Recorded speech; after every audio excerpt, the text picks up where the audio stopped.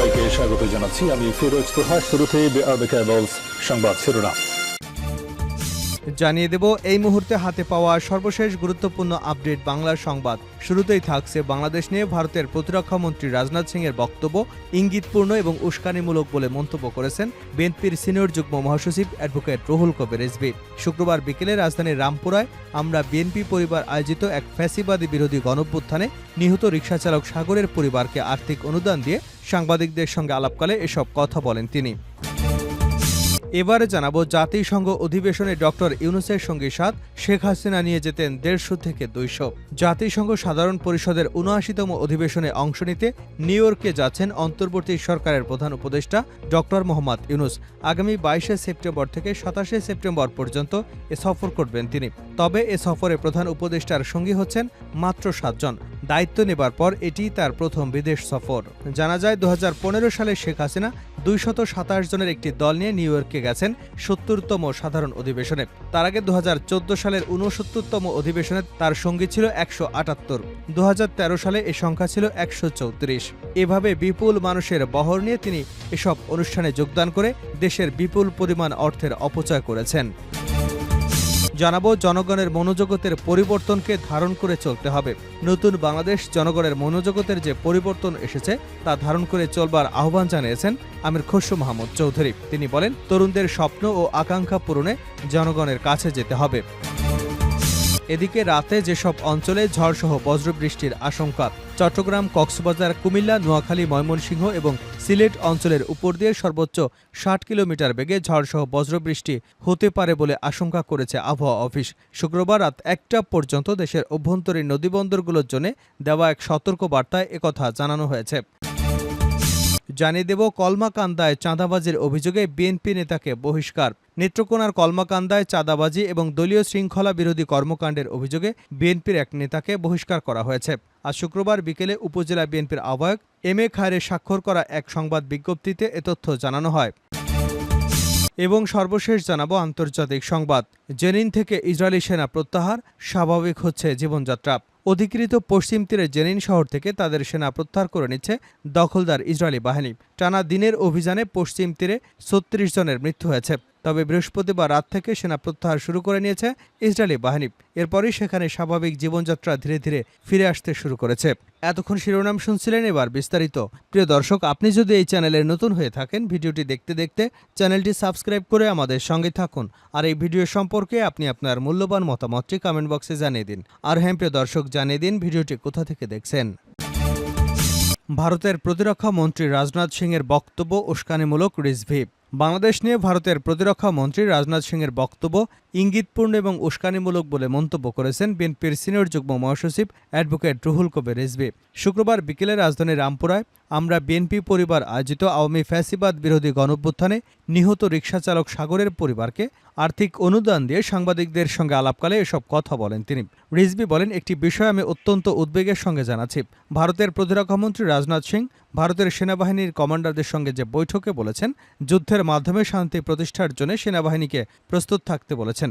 এটা তাদের দেশের ব্যাপার, তাদের দেশের নিরাপত্তার ব্যাপার। তিনি বলেন, আমাদের উদ্বেগের বিষয় যা আমাদের আশঙ্কা তৈরি করেছে। তিনি বলেন, রাশিয়া, ইউক্রেন, হামাস এবং বাংলাদেশ পরিস্থিতি পর্যবেক্ষণ করা হচ্ছে।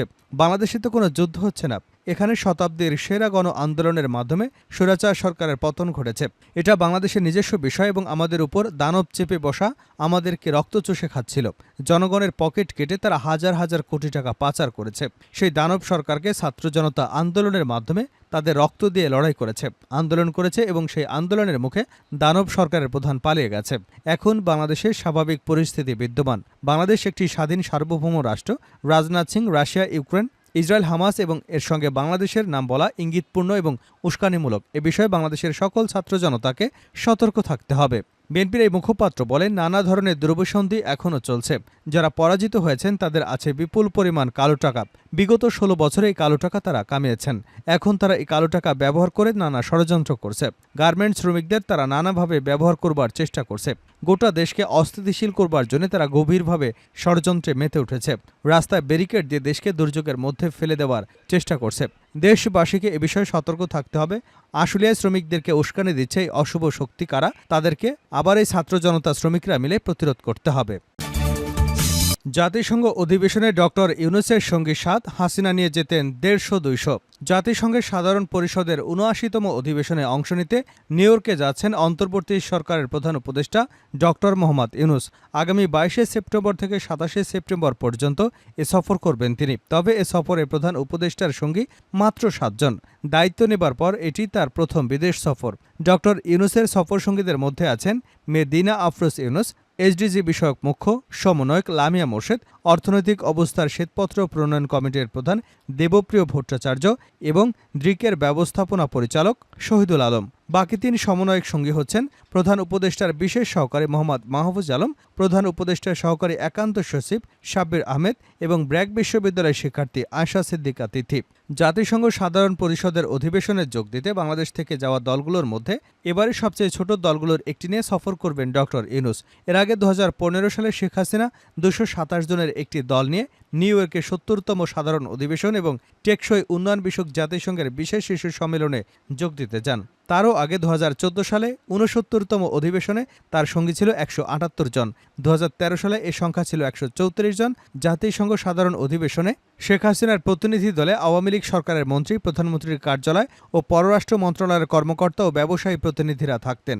তবে ৭৯তম অধিবেশনে যোগ দেওয়ার জন্য প্রধান উপদেষ্টা ডক্টর ইউনূস এবং ৭ সদস্যের প্রতিনিধি দলে অন্তর্বর্তী সরকারের কোনো উপদেষ্টাকে রাখা হয়নি। এ বিষয়ে সোমবার পররাষ্ট্র উপদেষ্টা মোহাম্মদ তৌহিদ হোসেন জানিয়েছিলেন, জাতিসংঘ সাধারণ অধিবেশনের সফরে প্রধান উপদেষ্টা প্রতিনিধি দলকে কার্যকর ও যতটা সম্ভব ছোট রাখতে চান। জনগণের মনোজগতের পরিবর্তনকে ধারণ করে চলতে হবে আমির খসরু। নতুন বাংলাদেশের জনগণের মনোজগতে যে পরিবর্তন এসেছে তা ধারণ করে চলতে হবে। তরুণদের স্বপ্ন এবং আকাঙ্ক্ষা পূরণে জনগণের কাছে যেতে হবে, এমন মন্তব্য করেছেন বিএনপির স্থায়ী কমিটির সদস্য আমির খসরু মাহমুদ চৌধুরী। শুক্রবার পিপলস পার্টি ন্যাপ ও গণফোরামে লিয়াজো কমিটির বৈঠক শেষে একথা বলেন তিনি। আমির খসরু বলেন, নতুন বাংলাদেশে যে পরিবর্তন আনা জরুরি সেগুলো জনগণের কাছে তুলে ধরতে হবে। তারেক রহমান ও জাতীয় সরকারের ঘোষণা দিয়েছেন তা রাজপথে সব দলকে নিয়েই হবে। এরপর ৩১ দফার ভিত্তিতে রাষ্ট্র সংস্কার করা হবে, প্রয়োজনে আরও কিছু যুক্ত হবে বলেও জানিয়েছেন তিনি আরও বলেন, একটি মহল বিভিন্ন কারখানা এবং ঔষধ শিল্প প্রতিষ্ঠানে অস্থিতিশীলতা তৈরি করতে চাচ্ছে। তাদের বিষয়ে সজাগ থাকতে হবে। আমরা দেশকে স্থিতিশীল রাখতে চাই। রাতে যেসব অঞ্চলে ঝড়সহ বজ্রবৃষ্টির আশঙ্কা। চট্টগ্রাম, কক্সবাজার, কুমিল্লা, নোয়াখালী, ময়মনসিংহ এবং সিলেট অঞ্চলের উপর দিয়ে সর্বোচ্চ ৬০ কিলোমিটার বেগে ঝড়সহ বজ্রবৃষ্টি হতে পারে বলে আশঙ্কা করেছে আবহাওয়া অফিস। শুক্রবার রাত ১টা পর্যন্ত দেশের অভ্যন্তরীণ নদীবন্দরগুলোর জন্য দেওয়া এক সতর্কবার্তায় একথা জানানো হয়েছে। আবহাওয়াবিদ মোহাম্মদ হাফিজুর রহমান স্বাক্ষর করা বিজ্ঞপ্তিতে বলা হয়, চট্টগ্রাম, কুমিল্লা, কক্সবাজার, নোয়াখালী, ময়মনসিংহ, সিলেট অঞ্চলের উপর দিয়ে দক্ষিণ অথবা দক্ষিণ পূর্ব দিক থেকে ঘন্টায় ৪৫ থেকে ৬০ কিলোমিটার বেগে অস্থায়ীভাবে দমকা অথবা ঝোড়ো হাওয়া বয়ে যেতে পারে। সেই সঙ্গে বৃষ্টি অথবা বজ্রসহ বৃষ্টি হতে পারে। তাই এসব এলাকার নদীবন্দরগুলোকে ১ নম্বর সতর্ক সংকেত দেখাতে বলা হয়েছে। এদিকে আবহাওয়ার অপর এক বিজ্ঞপ্তিতে বলা হয়েছে, বঙ্গোপসাগরে একটি লঘুচাপ সৃষ্টি হয়েছে, এটি ঘনীভূত হতে পারে। এছাড়া মৌসুমী বায়ু বাংলাদেশের উপর মোটামুটি সক্রিয় এবং উত্তর বঙ্গোপসাগরের মাঝামাঝি অবস্থায় রয়েছে। এই পরিস্থিতিতে আগামীকাল শনিবার সকাল পর্যন্ত দেশের সব বিভাগে অস্থায়ীভাবে দমকা হাওয়া সহ হালকা থেকে মাঝারি ধরনের বৃষ্টি অথবা বজ্রবৃষ্টি হতে পারে। সেই সঙ্গে চট্টগ্রাম, সিলেট বিভাগের কোথাও কোথাও মাঝারি ধরনের ভারী থেকে অতি ভারী বর্ষণ হতে পারে।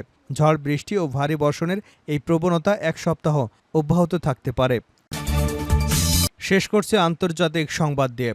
জেনিন থেকে ইসরায়েলি সেনা প্রত্যাহার, স্বাভাবিক হচ্ছে জনজীবন। অধিকৃত পশ্চিম তীরে জেনিন শহর থেকে তাদের সেনা প্রত্যাহার করে নিচ্ছে দখলদার ইসরায়েলি বাহিনী। টানা দিনের অভিযানে পশ্চিম তীরে ৩৬ জন নিহত হয়েছেন। তবে বৃহস্পতিবার রাত থেকে সেনা প্রত্যাহার শুরু করে ইসরায়েলি বাহিনী। এরপরই সেখানে স্বাভাবিক জীবনযাত্রা ধীরে ধীরে ফিরতে শুরু করেছে। ইসরায়েলি বাহিনী সম্প্রতি জেনিনে বর্বর অভিযান পরিচালনা করবার পর শহরটি এক প্রকার অচল অবস্থায় ছিল। নেতানিয়াহু বাহিনী শহরটি ঘিরে রাখার ফলে স্থানীয় জনগণের দৈনন্দিন জীবনযাত্রা ব্যাহত হয়ে পড়ে এবং ভীতির পরিবেশ সৃষ্টি হয়। গত ২৮শে অগাস্ট ইসরায়েলি সেনাবাহিনী পশ্চিম তীরের জেনিন সহ বেশ কয়েকটি শহর ও গ্রামে সামরিক অভিযান শুরু করে। বেশ কয়েকদিনের ধ্বংসাত্মক অভিযানে সাঁজোয়া যান, বুলডোজার ব্যবহার করে। এ সময় জেনিনে বাস্তব শিবির থেকেও পালিয়ে যায় বাসিন্দারা। পুনরায় তাদের বাড়িঘরে ফিরে আসতে শুরু করেন। ফিলিস্তিনি সশস্ত্র গোষ্ঠীগুলোর শক্তিশালী ঘাঁটি হিসেবে পরিচিত এই শহরের ইসরায়েলি বাহিনী দীর্ঘদিন ধরে অভিযান পরিচালনা করে আসছে। শুক্রবার ইসরায়েলি বাহিনী এক বিবৃতিতে জানায়, তারা জেনিন এলাকায় সন্ত্রাস বিরোধী কার্যক্রম পরিচালনা করছে। যদিও সরাসরি সেনা প্রত্যাহারের কথা উল্লেখ করেনি। বিবৃতিতে আরও বলা হয়, ইসরায়েলি নিরাপত্তা বাহিনী সন্ত্রাস বিরোধী অভিযানের লক্ষ্য অর্জনের জন্য কার্যক্রম চালিয়ে যাচ্ছে। জেনিনে পরিচালিত অভিযানে ইসরায়েলি বাহিনী 14 জন হামাস যোদ্ধাকে হত্যা করেছে এবং 30 জন সন্দেহভাজনকে আটক করেছে। সেই সঙ্গে রাস্তায় পুঁতে রাখা প্রায় 30টি বিস্ফোরক সরিয়ে ফেলেছে, এমনটি জানানো হয়। এছাড়াও তারা 4টি বিমান হামলাও পরিচালনা করেছে। এদিকে জেনিনের সংঘর্ষ চলাকালে একজন ইসরায়েলি সেনা নিহত হয়েছে। হামাস ও ইসরায়েলি জিহাদ উভয়ে জানিয়েছে নিহতদের কমপক্ষে 14 জন যোদ্ধা ছিল। স্থানীয় বাসিন্দারা 48 বছর বয়সী 7 সন্তানের বাবা আজিজ তালেব এবং তার পরিবারের বাড়িতে ফিরে এসে দেখেন যে ইসরায়েলি সৈন্যরা তাদের বাড়িতে অভিযান চালিয়েছে। তিনি বলেন, আল্লাহকে ধন্যবাদ যে বাচ্চারা আগের দিন এখানে ছিল না, তারা পাশের বাড়িতে ছিল। যদি তারা এখানে থাকতো তাহলে ইসরায়েলি সেনারা সতর্কতা ছাড়াই তাদের মেরে ফেলত।